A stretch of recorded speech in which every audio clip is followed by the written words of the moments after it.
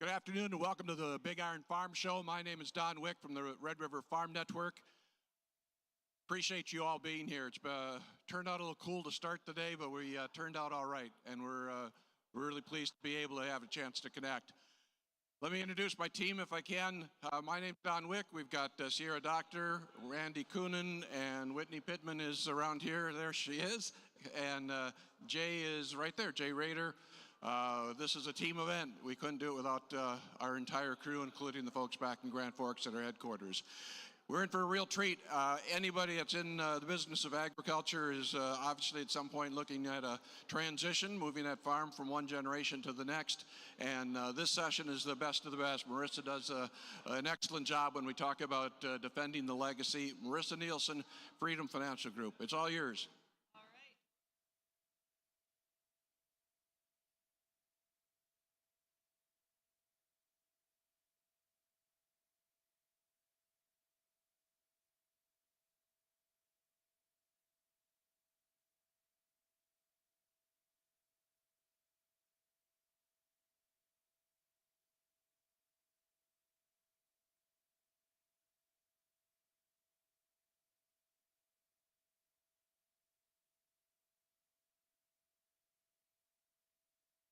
Okay. All right, we're going to get rocking and rolling here. We got lots to go through in a very short period of time. My name is Marissa Nielsen. I am the CEO of Freedom Financial Group, the Chief Encouragement Officer. That also stands for everything that you don't actually want to have done, they just give to me to do. So it works out okay. Thank you for being here with me today. I got lots to go through with you. If you did not get one of these packets when you came in, you definitely want to wave your little arm, and we'll make sure that you get one of those here today. We got some over here, guys. And we want to make sure that you have these because this is a set of resources and tools that you can use, take-home tools today. So we've got a couple of opportunities for you here. And for those of you who are online today with us, because I know that this is being broadcast as a simulcast today, you're going to see a little QR code on your screen. What you do is you hold up your phone, it takes a little picture of that QR code, and then you are able to download this packet of information that those of you that are in the room with us live today are going to receive. So I'm going to talk a little bit very quickly about what we're going to go through today. We're going to talk about tax, legal, risk, and wealth. We've got a lot to go through in a short period of time. What I'm doing today for you is about a 4-hour workshop that I do, and we're going to do that in about an hour. So hold on to your hats because it's about to go fast. Okay, so here's what we're going to talk a little bit about. As we begin, the first thing I wanted to share with you very quickly, this is a note from the lawyers. Anybody just love lawyers? Yay, lawyers. A little note from the lawyers saying, I'm not here giving you tax or legal advice for your individual situations as part of this presentation, but what I do want to help you with is giving you some educational information today that can help you as a take-home process for you and your families. Now, before I get going there, I want to talk a little bit about where I come from. I think it's important that we get to know each other a little bit. I come from a small community in Max, North Dakota. Anybody know where Max is at? Max, North Dakota? Oh, you are my people. Thank you. I grew up with 8 kids in our family, my mom and dad in the late 80s. We lived on the farm there.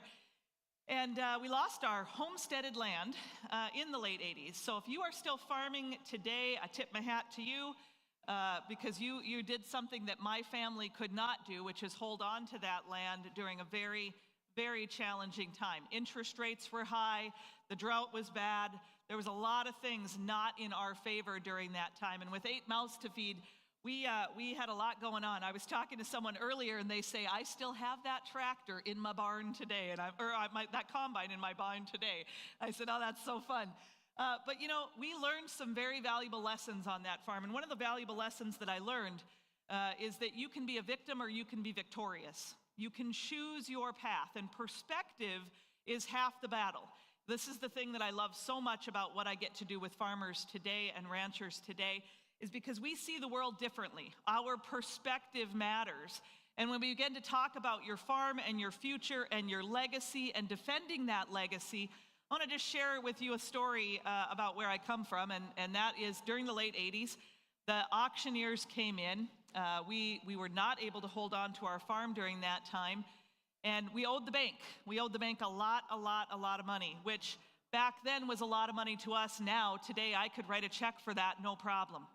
But I can't get that farm back today with that same amount of dollars today. And so what I learned during that time is I watched my grandfather sit on the back of a flatbed trailer, and they auctioned off piece by piece by piece of our farm. And I watched my dad, as my grandfather had big tears rolling down his eyes because it was the death of a dream. And it drove something in me that day to be here with you today, to serve you today, to do something that makes a difference in the world today. And I think when you can afford to quit, you can't afford to quit. And I'm in that space in my life now. When you can afford to quit, you can't afford to quit, because there are people on the other side that need to hear what I know, and hear what my team does, and hear how the sleepless nights they're having can be alleviated. You know, there is sleep at the end of the day. There is rest at the end of the day. And during this time, my parents got divorced. They went through a very, very difficult time. It's hard enough to keep a marriage together when things are good. It's really hard to keep it together when you can't feed your kids and you can't figure it out. And during that time, my dad and my grandparents moved off the farm. They moved into Minot. My dad, after it was auctioned off, I watched him that day as tears rolled down my grandfather's face, and he packed up his things and he left the state and did not return. And so my mom moved me and the 8 kids into a 2-bedroom trailer house in Minot, North Dakota. And that first year, again, we're proud North Dakotans, we're proud kids, proud family. There was welfare assistance available, but we didn't take it. My mom didn't take it. She said, well, God will provide, we'll figure it out, right? And we did. But we did with quilts and blankets nailed to the walls and to the windows and to the doors, because we didn't have heat in that first North Dakota winter. And we think about that, for those of you who live here, right? You know it gets cold in North Dakota in the winter. So she had an old kerosene heater, and she put that in the middle of the floor.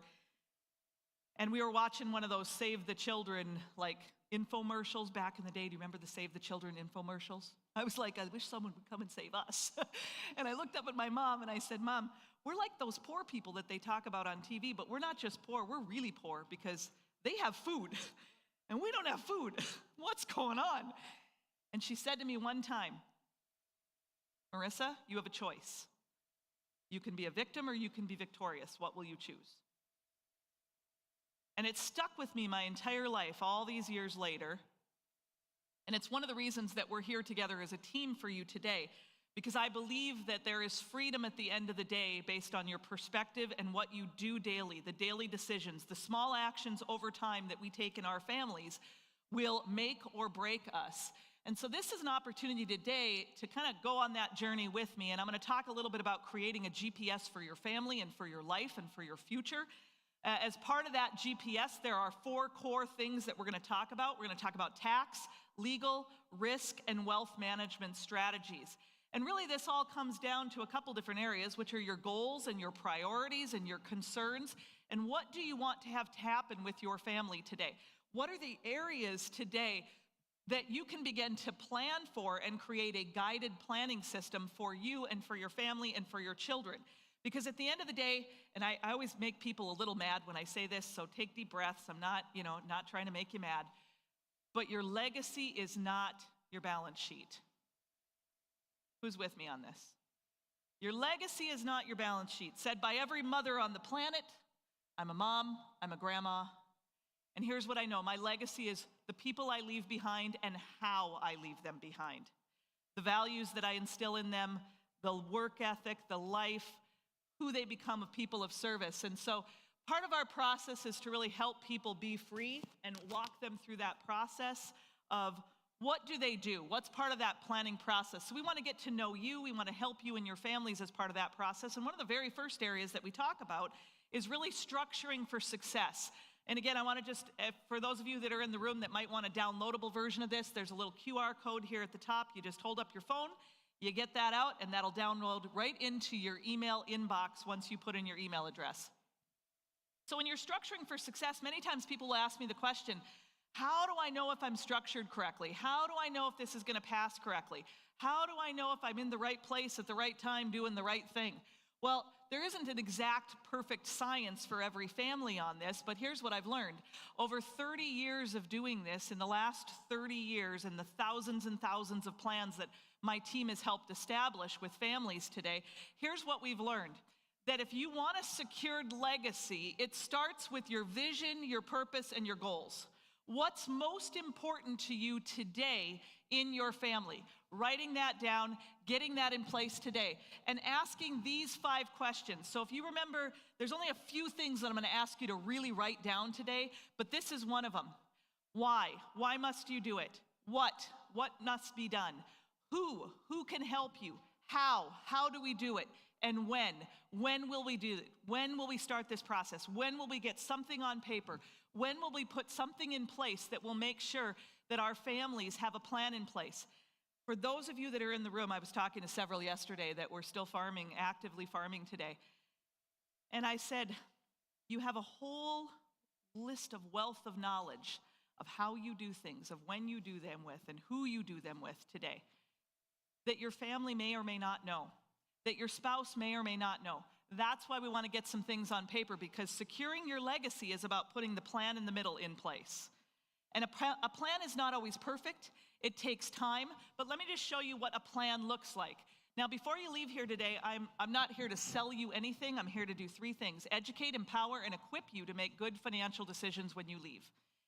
Here's what a plan looks like. A freedom plan consists of putting all your ducks in a row, putting your paperwork all in one spot, in one area, so people can see what's the course of action that I want you to take, putting it in writing, getting down in detail. This is what I own, this is where it's going, this is who gets it when I'm gone. And as we begin to speak through these different areas, there's a lot of things changing in the next few years. 2025 is right around the corner, folks. 2025. Now, if this year is not yet significant to you, let me share with you what is going to happen in 2025. 2025, the laws are set to sunset. So you will only be able to leave a little over $5 million per person to the next generation. Now, right now, you can leave $12,920,000 per person estate tax free. After the year 2025, also don't shoot the messenger on this. I didn't do this. Go call your congressman, okay? Not me. This is the government, not me. But in 2025, it's set to be a little over $5 million per person. Now, if you look at your balance sheet today, the first question I'm going to ask you is, do you have fair market value listed on your balance sheet? Because that's how they assess you when you're gone. And there's this groovy little form called the Form 706 that you file when you pass on that allows you to put those dollars on paper per the IRS, fair market value, and assess what the value of the estate is, and then anything over and above that little over $5 million per person passes at a 40% rate to your next generation. Now, if you got a bunch of hard assets sitting out there and you pass on, and you've got $15 million worth of assets, everything added up today, anything you own or have an incident of ownership in, if you got $15 million worth of assets sitting out there, that extra money is now taxed at 40%, and it is due within 9 months of your passing.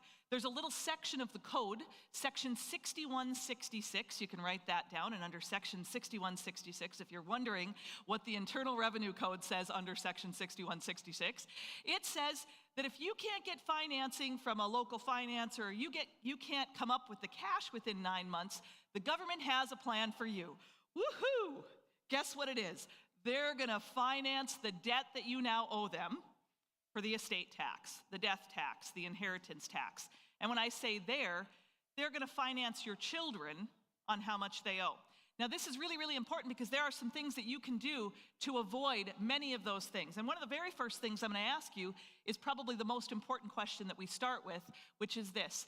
When was the last time your accountant, attorney, financial advisor, insurance advisor, banker, those people got in the same room and talked about your plan? When's the last time they did that? Now, the reason I ask you that question is because it's much like it's going to Mayo Clinic. Anybody here been to like Mayo Clinic or some of those big, big hospitals, right? If you've ever been to a Mayo Clinic, what happens is you go in and your local doctor sends you to a specialist because they say, hey, Fred, you got a ticker problem. right? Now, Fred, we could take you in the back room because I watched a YouTube video and I could give her a whirl. But most of the time, you're not going to be real comfortable with that. So I'm thinking I'll just refer you to the University of Minnesota, or I'll refer you to a bigger hospital, right? Now, when you get to that bigger hospital, the cardiologist comes in, a backup surgeon comes in, the anesthesiologist comes in, the backup nurses, the charge nurse of the day, that technician person that does the little sucker outer thing, I don't know what that person's name is called, but if anybody ever finds out what that person's name is called, call me and just tell me that's what that person's job description is. But they put all those people around the table, and what they do is they talk about your plan. Now, it's the same thing that we can do in your financial world, but this is where I am on an absolute mission. Please, please get these people in the same room talking about your plan, because they do different things for you. Now, the other person that is not on here, of course, we've got our family and our spouse, is sometimes you need a mediator. Sometimes you need someone to help explain that plan to your family. Sometimes you need somebody in the room that can help walk through those family dynamics. And that's an area that we spend a great deal of time talking about with our families, which is family communication. I'm going to call this level 10 communication. Have we communicated what we want, who's getting what and when and how? And have we got a family communication plan in place? Let me talk about the best family communication plans in place. There are 4 words that come into that. The first thing is, when you have a family meeting, what's on the agenda? Stick to the agenda. What are we talking about today? Because the little red wagon situation between those kids 25 years ago is a problem.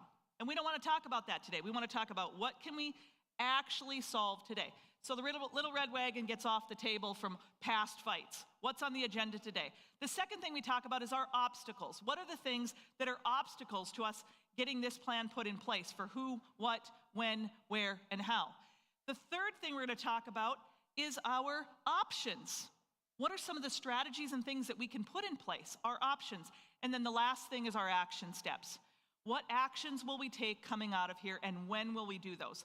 Family communication really starts with those 4 key components. Sitting down and having that conversation is not easy, so it's important that mom and dad do it first. And they say, what are we really after here? What are we trying to accomplish here? Now, excuse me, one of the things that I've got for you is a tool inside your planning packet. It's called a documents checklist. This is a great way to put all of your things in order. Getting it in order is the very first step. When we figure out who gets what and when and how, we got to figure out, first of all, where is it at? What do we own? Where do we have our insurances? Where do we have our bank accounts? Where do we have our assets today? Where's our land? Do we have land in multiple states? Do we have other things? Do we have an Arizona property? Do we have assets out there that we got to think about other state dynamics on how that's taxed? You know, Minnesota, for example, you guys have a estate tax on top of the federal estate tax. So if you got over about $2.5 million, you're going to pay the state of Minnesota an extra 15%. Well, that sounds fun. That was sarcasm. Okay, that was sarcasm. Okay, it's not fun. Nobody wants to pay that tax, right? But those are things that we want to know about in our family. So each state, we have to look at the dynamics of that. Now, the very first thing that I've got for you today, and it's part of your planning packet, so if you're looking at this today, it's right already printed out here for you. Right inside of here is a little evaluation about where are you now. Anytime you go on a trip today, have you ever been on a road trip with your spouse or your kids? Back in the day, we used to use these things called maps. Remember maps? You know, you get those paper maps from the gas stations and you print them out. Here's the state of North Dakota. Here's the state of Minnesota. Here's the state of Wisconsin. And we went to the Wisconsin Dells one time with maps. And we had to take a highlighter and highlight our whole way to Wisconsin Dells from Max, North Dakota. And as we did that, we had to figure out where are you now on that map, and then where do we want to go? So this is a great assessment to say, where am I now? What are the things that are not yet currently planned for today? And what are the things that I need to begin putting on my radar as updates as we're going through that? Now, the next area that we talk through, and again, I just want to remind you very quickly, if you've not got this download yet, is the QR code. We've got some wealth and tax strategies that I'm going to take you through today. But the questions that I hear more often than not is, how do I keep more of what I make? How do I make my money my best employee? How do I multiply that money today? How do I get it working for me? And with the inflationary costs that we see today, the interest rate costs that we see today, folks, you've probably noticed this. The last 10 years, interest rates were really low. What's happened in the last year? Our interest rates have skyrocketed. Now, you're seeing this in things like banks, financial institutions today. You used to get 1 or 2% on a CD. Now you're getting 5% on a CD for a 1-year CD. Yes or yes? Yes. But along with that, we also have 5.5% inflation. So how much are you actually making? And I ask that question because people think, hey, well, I'm making 5%. Well, we're not actually keeping 5%. So the first person that in my order of importance here, the first person I want to fire in my world, if I'm a small business owner, and you are small business owners, make no mistake, farming and ranching is a big, big small business, right? The first person I want to fire is the worst business partner you've ever had. Anybody want to guess what that is? Help me out here. Anybody who's a capitalist. It's the IRS. God bless you for coming to work today. Thank you very much. Give that guy some chocolate. This is important. We want to think about what is our strategies as we're going through there. So if you are a young farmer here today, kind of just starting out, you're in your 20s and 30s, you're getting that thing going with your family today, you're learning the ropes from your father and your mother and your grandparents today, and you're thinking about what's those next levels look like, cash is king. Cash is king. Putting something away for you later on down the road means something. Here's what killed my family in the late 80s. This is it. We did not have cash. We couldn't pay even the interest on the loans that were due. Principal aside, we couldn't even pay the interest. Now, because of that, we no longer farm today. Homesteaded family land. My grandparents came over from the Ukraine as children, crossed on over with their parents, came to North Dakota, set up land there. And it's gone today because we couldn't even pay the interest. So when you think about your families today, the reason I'm here talking to you is because at the end of the day, I want to make sure that generationally, if you want that legacy to continue, if you want that land to be in your name, as I drove past that day before yesterday on the way to Fargo, that little Mac sign that my dad welded well over 30 years ago still stands at the beginning on Highway 83 and at the end of Highway 83 in between Macs. My dad welded that sign. And right down that road, I pointed right down that road to my 23-year-old daughter, and I said, that used to be ours.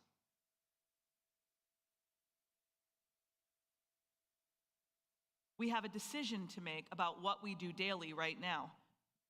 We can say, wow, we kept it through all this. Or you can say, that used to be ours. So part of what we help people do is understand, number one, where are you at in this timeline, and what do we need to do to make sure mom and dad have secured retirements, make sure that we're putting their money to work, make sure that we're using tax law in their favor, and making sure that we have enough to sustain them in their lifestyle for the rest of their life, because sometimes your farms are literally supporting 2 and 3 and 4 generations at one time. So the first thing I'm going to give you is just a very simple task. What are your sources of income? Just keep it really simple to begin with. Where is our income coming from? We've got Social Security. We've got land leases today. We've got our cash rents. We've got cash flow that came in either from the sale of our equipment or an auction over time. What did we do with those assets that we had on that farm or ranch today? We've got the grain sales that are coming in. We've got Social Security, but tell your kids, Social Security, not what it used to be. If you're drawing on it, good for you. But if your kid's 35 or 40 in the room today, good luck. Good luck. Because it used to be you could get Social Security at 65. Now it's 72, right? Why is that? And it's going up over time. It's going up over time because at the end of the day, people are living longer than ever before. The number of centenarians, that's people that live to be over 100, has tripled in the last 10 years. Tripled. The number of people who live over 100 years old. So when you think about what's at stake for our families, longevity is not on our family farm side. Now, this is where I talk a little bit about risk and reward with your money. And I'm going to talk a little bit about money, and then we're going to go right on into estate planning and some of those tools that you can use. But in advanced retirement planning, we want to diversify. My grandmother used to say, we had a chicken coop. Anybody got a chicken coop? I love a good chicken coop. I was in charge of the eggs, right? Now, I learned a very valuable lesson when I was about 9, and I went out to that chicken coop, and I tripped and fell on the way back in. Now, what happens when you trip and fell with an entire basket of eggs from a chicken coop? They break. You'll lose about 90% of the eggs that are in that basket. And I lost them, and I learned a valuable lesson after I got paddled. What did I learn? Guard the chicken eggs. How do you do that? We put them into more than one basket. We don't use the same basket. We make several trips. We do it differently. And so part of what I would share with you about your money that's so important is how you position that.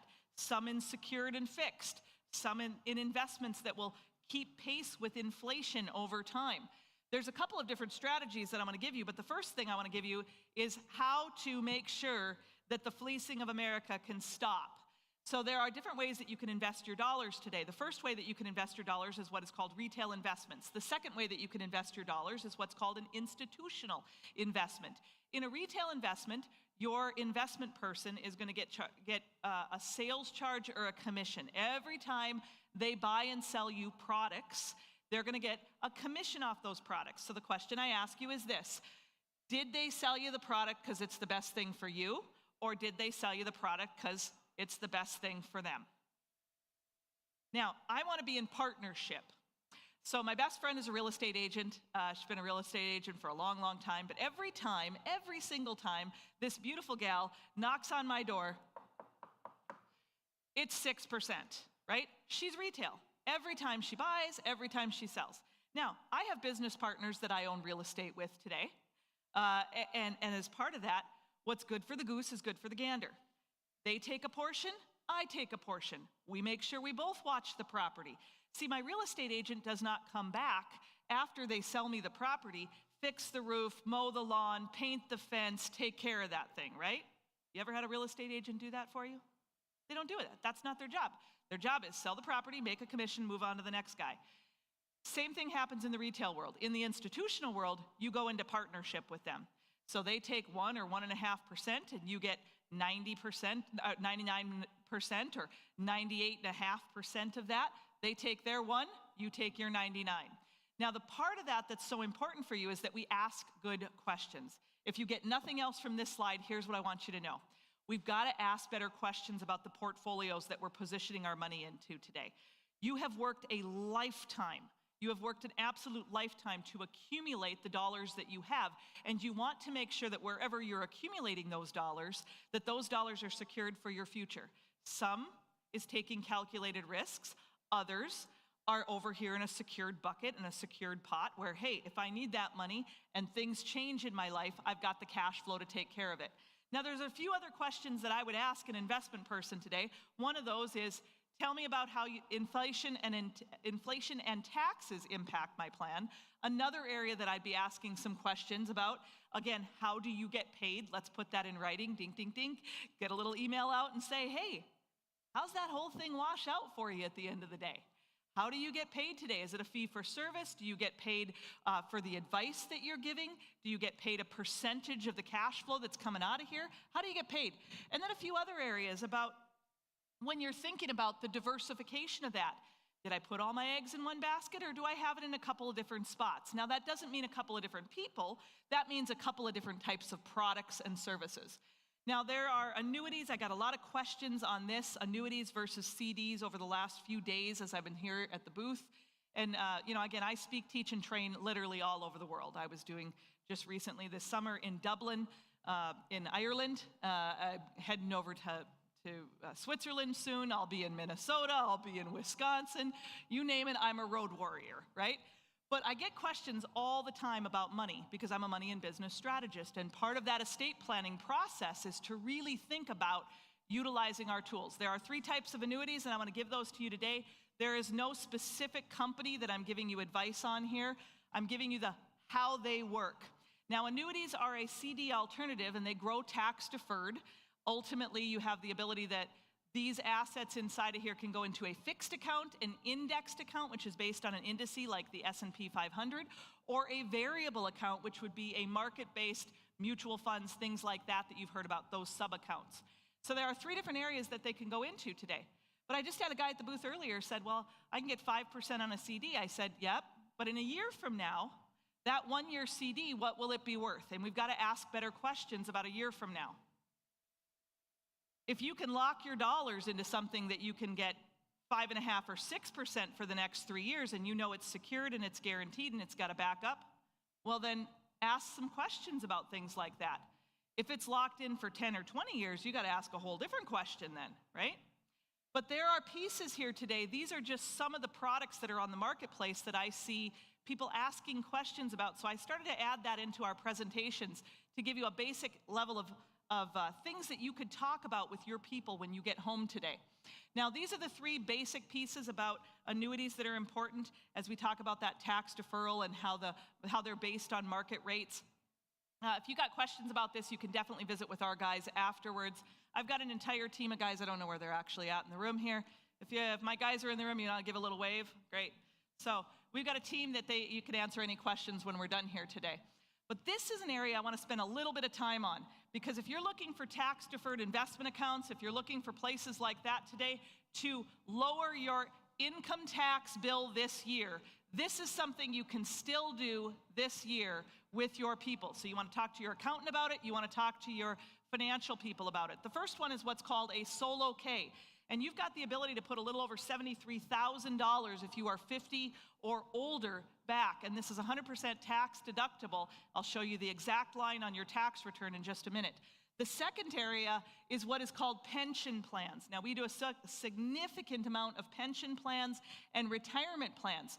If you can keep more of what you make, instead of having that grain go through and you have to pay the tax on that money today, paying at a higher rate, this is a pool of money that you can call on when you hit retirement, when the next generation takes over and you say, hey, we need cash to live on, next generation needs the land to live on. We can take a little less in land rent because we've built up some cash buckets that we can utilize over time. Now, the only person that got hurt in that process was the good old IRS. So all the capitalists in the room are about to do the wave with me, yes? Not a basketball game. Okay, so this is important when you start thinking about your cash flow and your money, because every dime you give away is one less dime you get to keep for the financial future of you and your children and your children's children. So when I think through this process, these 2 areas, you can put several $100,000 back into this. The closer you are to normal retirement age, like 65, the more money you can put back into here. We've got clients putting hundreds of thousands of dollars. Here's how they're doing it. They're taking grain that was sitting in the bins that they would have had to pay the tax on, that $400,000, $500,000, $600,000 of grain sales this year, and they're positioning it as a tax-deductible retirement plan, and I'll show you right on the line where that's going to be. Here is the exact line where you would position this on your tax return. If you go to Schedule 1, page 2, line 16, right there. There's a little word here. It says qualified plans. Under Section 415 of the Internal Revenue Code, there's a whole section there that allows you to deduct dollars. Now, if you don't have this on your tax return today, when you go home tonight, pull out your tax return from this last year. If you paid more than you think is your fair share and you were not putting dollars back for your future, this is a line that you can utilize yet this year for 2023. All the big tax planning, though, let me share with you, all the big tax planning that will happen if you're not talking about a SEP like an SEP, or you're not talking about a traditional IRA, all the big tax planning that occurs before December 31st. Otherwise, you are limited to things like a SEP or a traditional IRA after the first of the year. So please, please ask your accountants about those areas. Now, the next area I want to talk about is strategic tax planning. I'm going to ask you the question, do you have a tax preparer or do you have a tax strategist? My accountant is my absolute best friend, right? Because my accountant, if they do their job really well, they're going to give me options on how to build for retirement and also how to cut the IRS out of the deal. So here's the difference between a tax preparer and a tax strategist. A tax preparer says, okay, Frank and Julie, bring in your stuff. Frank and Julie bring in their things. Dink, dink, dink. This is what you owe. A tax strategist says, Frank and Julie, bring in your stuff. Here's your 3 options. Option number 1, you can do this. Option number 2, you can do this. Option number 3, you can do this. Depends on how much you want to put away, where you want to do it. Go buy or sell this. And this is an opportunity for you to really take control of your tax. As a small business owner in agriculture today, you have the ability to really manipulate that tax picture every single year. Now, I'm going to take you through just a couple of quick things when we talk about tax deferral for the for self-employed. This is something, I don't have a lot of time today, so I'm going to hit estate planning a lot harder than I'm going to take you through structuring your estates today. But if you've got questions on structuring your estate properly, things like limited liability companies, limited liability partnerships, triple LPs, I've got an entire team of advanced planning people behind here that have been trained personally by me to help you through this process. And we work together as a team. We've got offices in Minot, Bismarck, Jamestown, Fargo. We've got clients in 43 states today, and we work all over the country helping farmers and ranchers do exactly what we're talking about here with you. Now, there's a timeline for transition. If you are here today and you're saying, hey, I'm still actively farming, but I want to transition over time, there's a checklist inside your planning packet. Again, this is all part, I do a whole hour just on transition planning, folks. So take deep breaths here because we're not going to be able to get through all of that. But I really want to talk you through this portion. As you begin to think about how do I transition my plan today, how do I transition my estate, the very first thing that we want to do is we want to get out that document checklist and we want to find out, what do you own? What do you own? Where is it at? What is it valued at? Who do you want it to go to? What's necessary for the farm to continue? What's off-farm assets, right? Then we want to think about, as we think about the taxation of that, do I sell now? Do I sell later? Do I utilize the step-up in basis or not? I was just talking about this earlier with someone at the booth, multiple people today actually. One of those things we talked about was the step-up in basis you get for your equipment. If you pass on and you leave that $1 million or $2 million or $4 million equipment line to your next generation and it's in your name today, they get that depreciated asset, they get to step up in basis and redepreciate it out upon your passing. That's a huge tax planning play that farmers and ranchers we can utilize today. There's other things though that we want to talk about. How do we maximize retirement dollars to make sure we've really thought through how much will it cost mom and dad to live? You know, till Jesus or the other guy takes you home. Right? Get it, Jesus, other guy. I can't get fired. So I say all the stuff that in corporate America, literally I'd be fired like 12 times a day. It's good. I got a good job. I got a good gig. Anyway, at the end of your day, at some point, we need to determine how much do we really need with inflation, with things like long-term medical care, with making sure that who's going to take care of our spouses. By the way, ladies in the room, 72% of nursing home residents today, 72% are women. 72% are women. By the way, gentlemen in the room, should you still be around and you are one of the lucky that are in that nursing home with those ladies, you got a good chance of getting a good date. You got pickings, right? Pickings for days. Okay, come on, that was a little bit funny. A little bit funny. I know your wife is sitting right next to you, but take a deep breath, okay? She's the only one for you, we know, okay? I got a great nursing home story about my dad, by the way. So I'm gonna give you this little checklist here that's in your planning packet. If you're watching online, you can get this on that as well. But this is the checklist that you wanna take through your team, your accountants, your attorney, your financial advisor, your insurance people today, and take them through that checklist, you and your children, and make sure that we've gone through and we've determined each one of those areas. Now, what do we do with the land and what do we do with the operation as you're structuring today? There are two different areas that you want as you're doing your estate plan today. You want to ask the question, what do I do with my hard assets and what do I do with my cash assets? What do I do with active operation and what do I do with passive assets? The reason I say that is because they are taxed in two different ways. Active assets are taxed at income tax levels. Passive assets are taxed at the capital gains tax level. Inside of your planning packet, if you got one of these, this is a Get Started planning packet for you. And inside of here is this year's tax facts. So if you didn't have a little tax facts, it'll say Voya on it. We're not representing Voya. They just gave us free stuff to give to you, so we gave it to you because I didn't want to print it. Okay, take the girl off the farm. Can't take the farm out of the girl. I'm still frugal. All right, so that tax facts, when you look at that today, that's going to give you this year's rules. What does it look like this year for tax in both of these areas? Now, as you're taking through and you're talking about your operation and your land today, these are transition planning strategies. I'm going to focus on estate planning today here in just a moment, but here's really the basics. Take this list and go back to your accountant and go back to your attorney and say, give me the option on paper of what does this look like for tax and what does it look like for legal? What happens if my kids get divorced with any one of those plans? What happens if they go through a lawsuit? What happens if they go through a bankruptcy? What happens if I have a special needs child or grandchild in my bloodline and I've done any one of these strategies? It's extremely important that we ask better questions. Now, one last tax tip I've got for you today, and that is how do we sell our equipment without having to pay income tax or recapture of depreciation? This is one specific area that I spend a little bit of time talking in. There are trusts today on the marketplace where you can transfer your well, you can do grain, you can do equipment, you can do anything that would be active income to you into that trust, have it be sold inside that trust. Charitable trusts are a non-taxable event when things are sold inside of a charitable trust.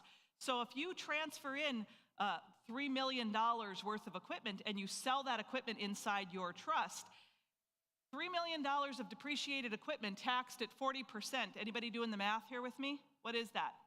40% of $3 million is $1.2 million is what you're going to pay the good old IRS. Yes or yes? Yes. So this is a strategy that operations that may not have a next generation, and even sometimes operations that do have a next generation are utilizing today. Now you can set it up so that you and your spouse get income for life. You can set it up for you and your spouse and your kids can get income off of this thing. There's a lot of different ways to structure this. There's not just one way to skin a cat, okay? This is one area. But if you got questions about this and you say, hey, you know what? I really want to think about my equipment differently here today. How do I do that? Show me those options. This is something our team can help you do. Now, another area that I'm going to spend a little time talking about is your estate. But before I get into that, I've got one last piece for you. I'm going to just ask you if you could do me a favor and pull this out. This is a little evaluation form. If you guys could each pull this out. Once you got it, if you just want to hold it up and give me a little wave on it, that way I know you found it. If you didn't have one or you don't have one, just give us a wave and I'll make sure that my folks get you one in the back.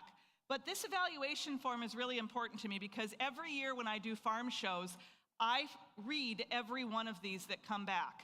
And one of the things that I'm reading about on here is what do you want to learn more about? What do you want to learn less about? How can we serve you better and meet you where you are?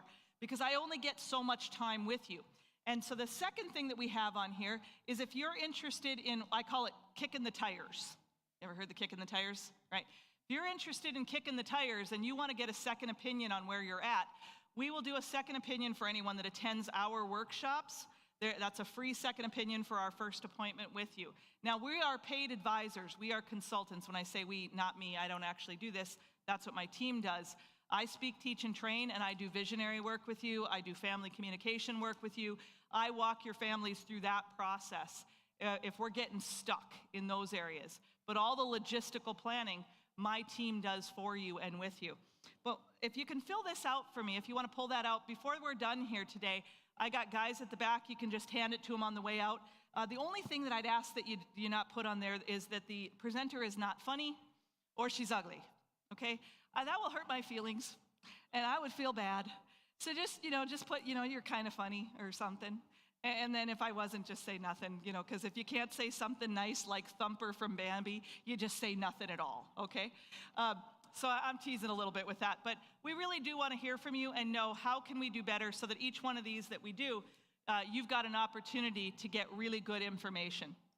Now, I'm going to take you through how do we protect those assets? And this is really where we talk a little bit about insurance versus investments and all the different things that we begin to talk through. There's a lot of different insurance coverages on the marketplace today. So getting a review of those and making sure that you've got a second opinion on where they're at.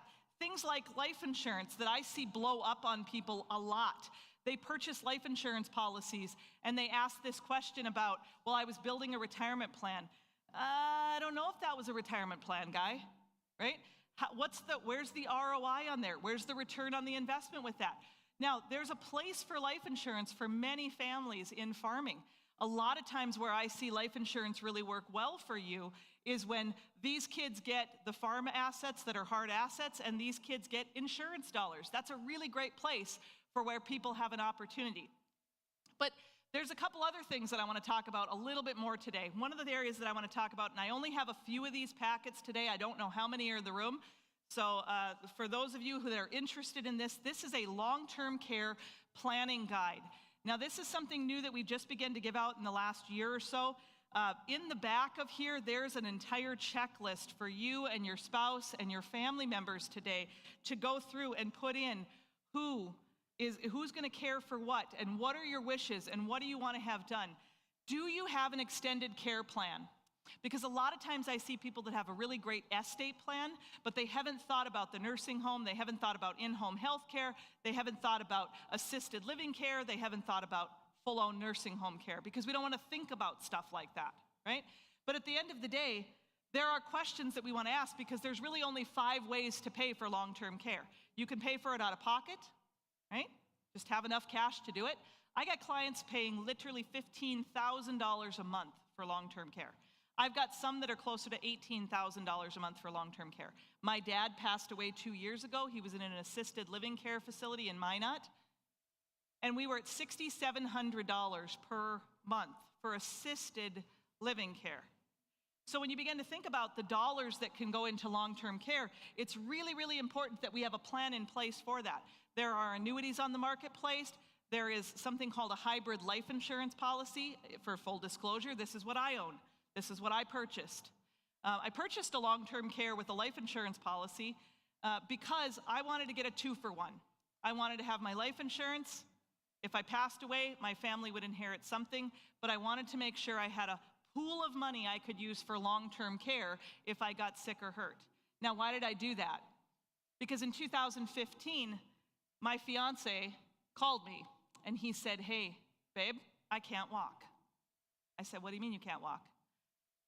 Got in the car, rushed over to his house. I'm a traditional girl. He lived in his house. I lived in mine. Got to his house. He literally was laying on the floor. I picked up this 6'3", built like a brick house guy, put him on my back. We rushed to the ER, and a few hours later, they said he is full of cancer, head to toe. And you're going to be airlifted to Minneapolis in the morning, and we're going to take that 8-inch tumor off of his neck and spine, and hopefully he'll live the night. After about 27 hours of surgery later and me on my knees, just praying, God, please save him. He came out, and I spent the next 3.5 months sleeping in a hospital chair next to him. And about Christmas Day, he came to me and he said, a little before Christmas, he said, "I don't want to die in a hospital in Minnesota. Will you take me back? Will you take me back to North Dakota?" And I said, "James, I'll do whatever it takes, right?" So I learned how to change a hospital bed in 90 seconds or less. I learned how to do a feeding tube. I learned how to administer medication and change out those fentanyl patches on your arms. But what I learned the most is that people need dignity.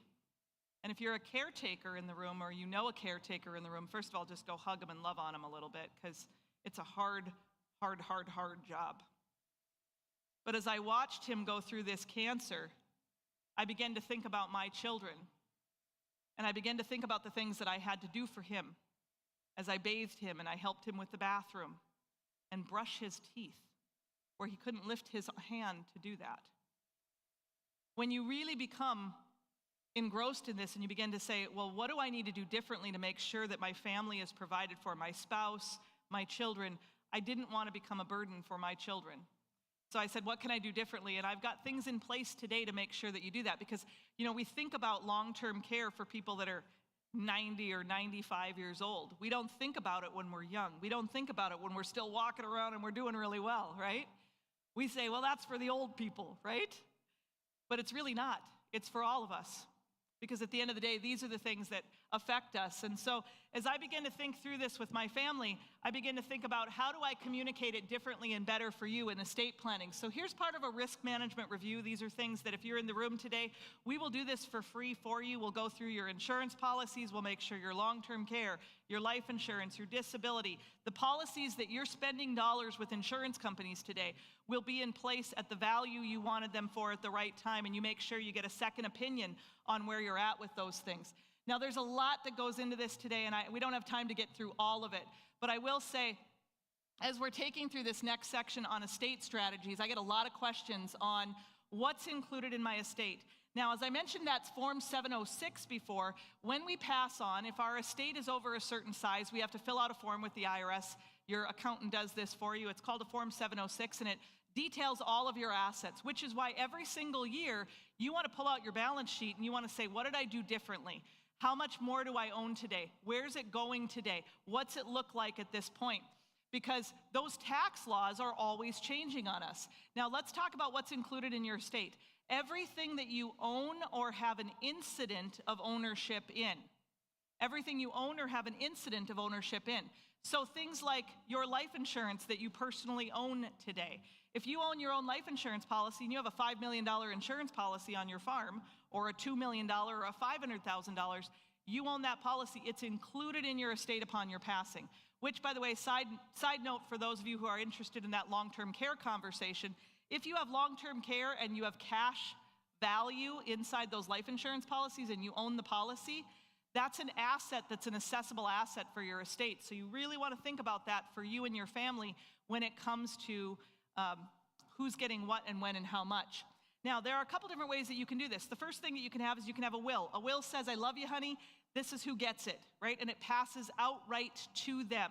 When it passes outright to your next generation, it is subject to lawsuits, bankruptcies, divorce. Whatever they own, they can lose. So depending on how you want that to pass to them and the type of asset that you have, whether it's passing through a will or a trust, is really important.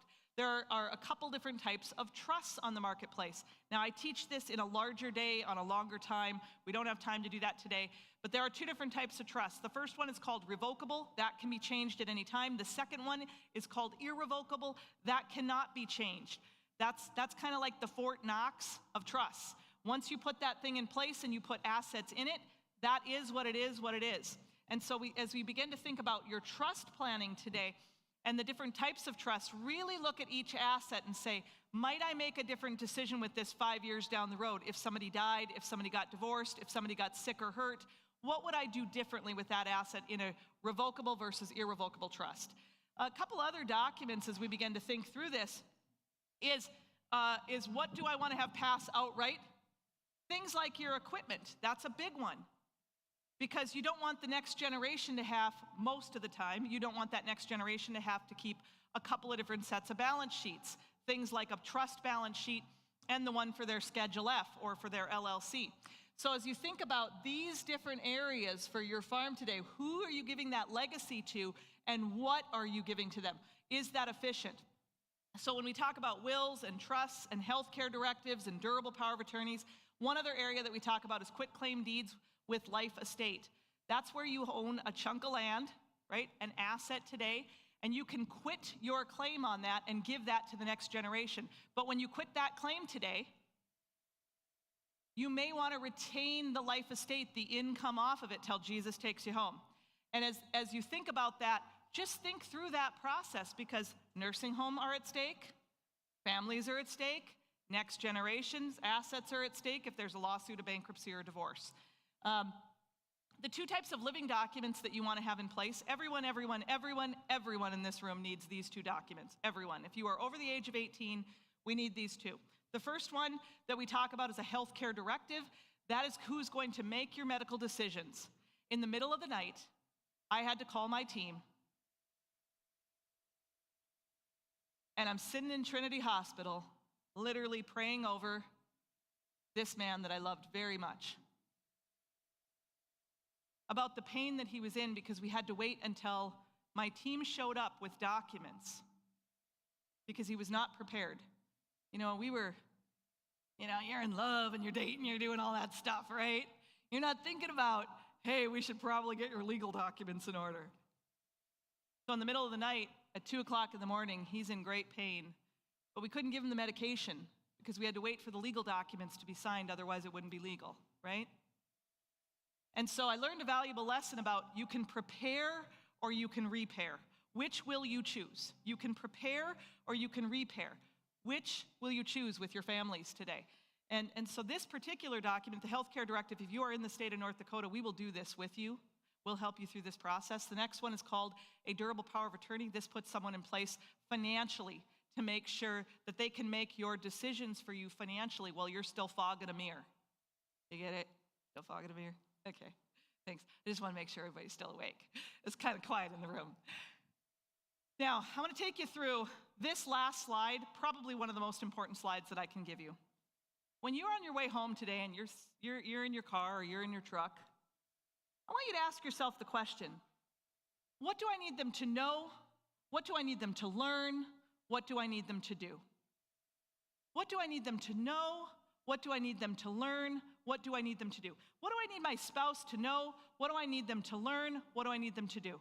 What do I need my kids to know? What do I need my kids to learn? What do I need to do? Because when you're doing this today, you now can create a list of things that you say, I really need to talk to them about that, because you automatically do things in your farm and ranch every single day that are on autopilot. Yes or yes? You automatically do things with your money and your finances and your relationships automatically, and we don't think about it. So every year when I speak with people, I try to add just a couple more things, because it's like drinking from a fire hose, when we talk. But if you think about your family today, ask this question: what do I need them to know? What do I need them to learn? What can you mentor and teach them today? Because you are the wisdom in the room. You're the generation that they're looking to today. And they want to be part of that with you. They need to know.